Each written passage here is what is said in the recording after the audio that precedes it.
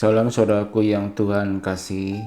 Sebelum kita melakukan aktivitas, kita akan merenungkan satu bagian firman Tuhan dari 2 Korintus 1 ayat 12 sampai 2 ayat 4. Tetapi kita tidak membaca ayat dari keseluruhan. Kita hanya membaca dari 2 Korintus 1 ayat 17. Tetapi saya berharap agar kalian dapat membaca mulai dari ayat 12 sampai 16, lalu 2 ayat 4. Secara pribadi agar kita dapat mengerti dari konteks yang menjadi renungan kita saat ini. Firman Tuhan di ayat 17 berkata, "Jadi adakah aku bertindak serampangan dalam merencanakan hal ini? Atau adakah aku membuat rencanaku itu menurut keinginanku sendiri, sehingga padaku serentak terdapat ya dan tidak?"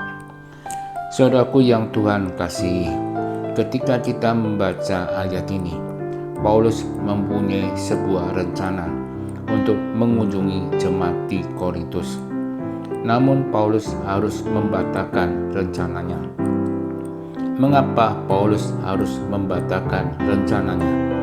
Di pasal 2 ayat 1 sampai 4 dijelaskan bahwa Paulus nampak berduka ketika berkunjung ke Korintus, karena ada orang yang tidak bisa menerima diri Paulus beserta dengan ajarannya.